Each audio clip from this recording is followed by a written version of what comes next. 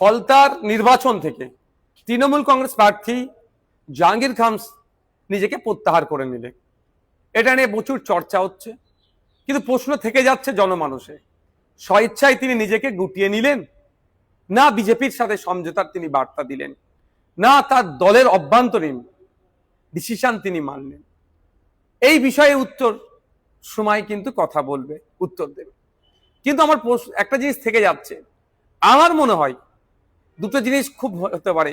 একটা হচ্ছে বিজেপিকে সমঝোতার বার্তা, যে বিজেপির নেতৃত্ব, যে বর্তমান মুখ্যমন্ত্রী শুভেন্দু অধিকারী মহাশয় জাহাঙ্গীর খান সাহেব সম্পর্কে যে কথা বলেছেন, তিনি সেই বার্তা দেওয়া যে আমি তোমাদেরই লোক, তোমাদেরকে সুযোগ করে দিলাম।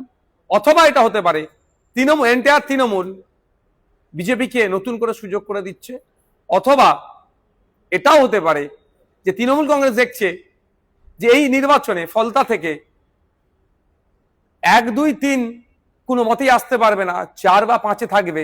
সেই জন্যই নতুন করে আমার মুখ থুবড়ে পড়লে পার্টি ঘুরে দাঁড়াবার আর কোনো জায়গায় থাকবে না। ফলে এটাকে সুকৌশলে জাহাঙ্গীর খানের নাম দিয়ে এড়িয়ে যাচ্ছে। তবে সময় কথা বলবে। তবে তৃণমূল কংগ্রেস যে দুর্নীতি অন্যায় করেছে, সেই অন্যায় দুর্নীতির আর মাপ ক্ষমা বাংলার মানুষ করবে না। নতুন করে আর তৃণমূল কংগ্রেসকে বাংলার মানুষ চাইবে না।